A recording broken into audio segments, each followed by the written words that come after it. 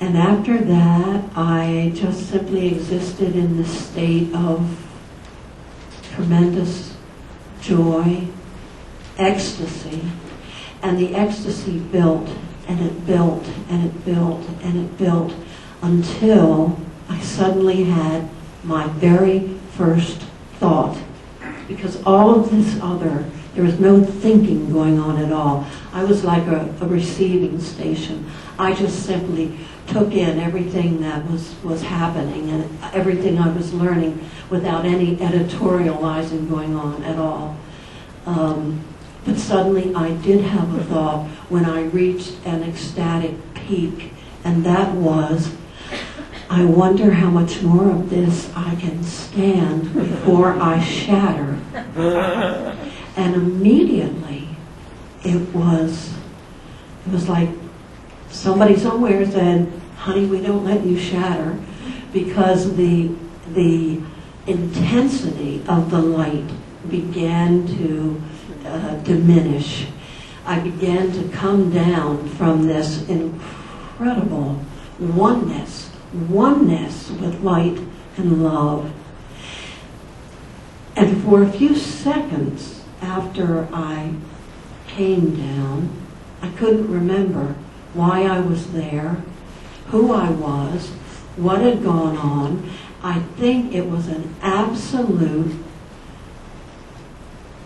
example of something blowing your mind, because for a few seconds my mind was blown.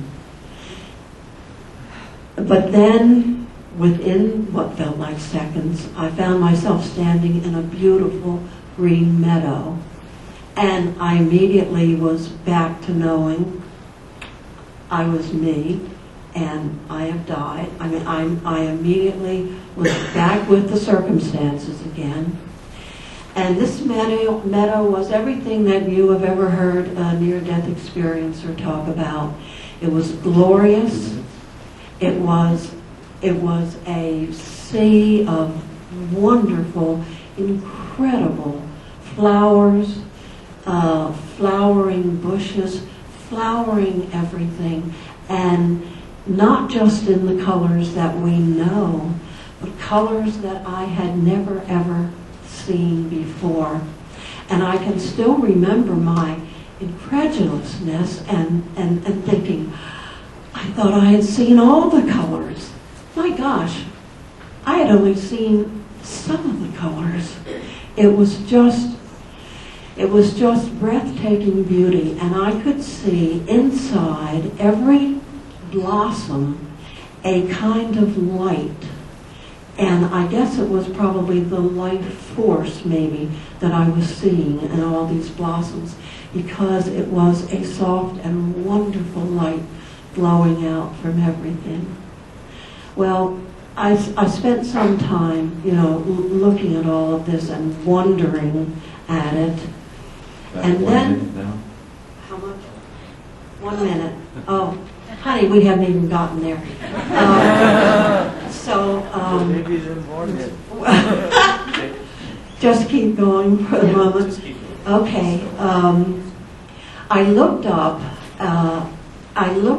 I looked up and I saw that there was a low ridge or hill, about as far from me it seemed as from here to the back of this room.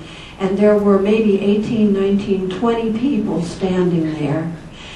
And I immediately thought, oh, wonderful, I want to talk with them. And then I found that I was there. There was no memory of my having to walk all the way there, climb the hill a little. I think it was an instant teleportation. Well, is that the word I want? Transportation, anyway. To this little hill. And 3 of the men who were on the hill came down a little ways and we met. The people were all dressed in beautiful robes, just the very simplest kind of, no ornamentation, but in these wonderful colors. And everybody on the hill was dressed exactly the same way. The 3 men who came to greet me One man did all of the talking. He was taller than the rest by probably 6 inches, had a face that was the most extraordinarily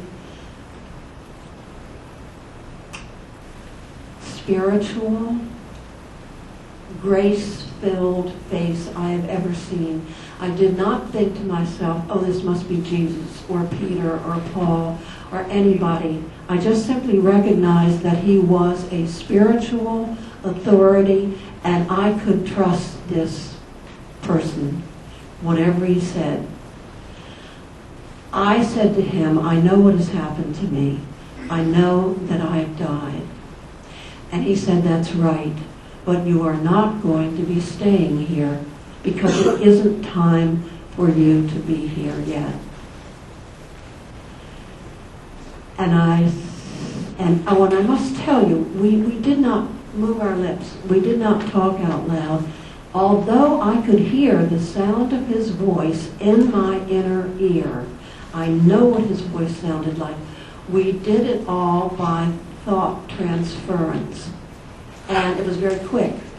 It was like if you had a thought and in sentences that thought might be 5 or 6 sentences. It just all went out immediately and I would get my answer back immediately as well.